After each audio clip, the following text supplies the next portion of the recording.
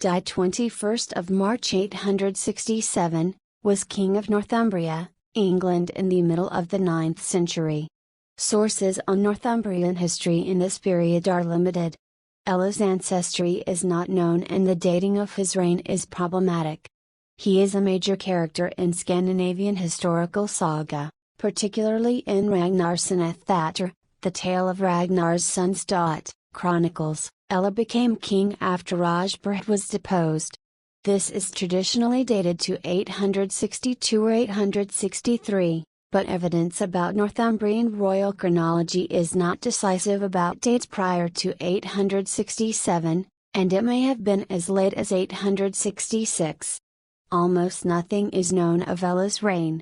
Symeon of Durham states that Ælle had seized lands at Billingham, Ileclif, Wigeclif, and Crece, which belonged to the church. While Ælle is described in most sources as a tyrant, and not a rightful king, one source states that he was Osberht's brother. The great heathen army marched on Northumbria in the late summer of 866, seizing York on 21st of November 866. 5. Symeon of Durham, the Anglo-Saxon Chronicle, Æsir, and Æthelweard all recount substantially the same version of events in varying detail.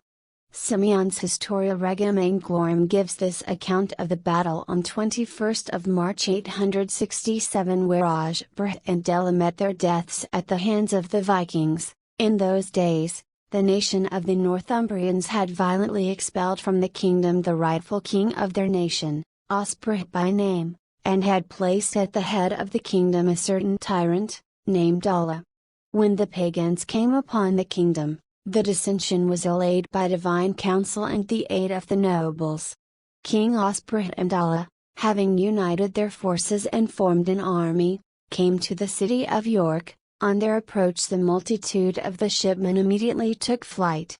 The Christians, perceiving their flight and terror, found that they themselves were the stronger party. They fought upon each side with much ferocity, and both kings fell. The rest who escaped made peace with the Danes. After this, the Vikings appointed one Egbert to rule Northumbria.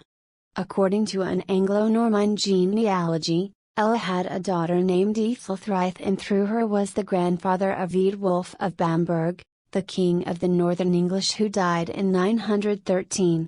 Sagas. Ragnarssona þáttr, the Tale of Ragnar's sons, adds a great deal of color to accounts of the Viking conquest of York.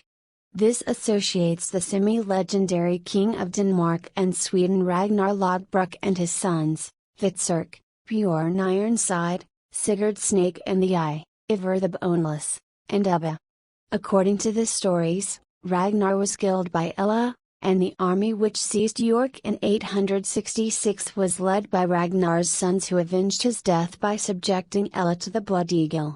Earlier English sources record that both Ælle and Osberht died in battle, the Anglo-Saxon Chronicle stating that both the kings were slain on the spot.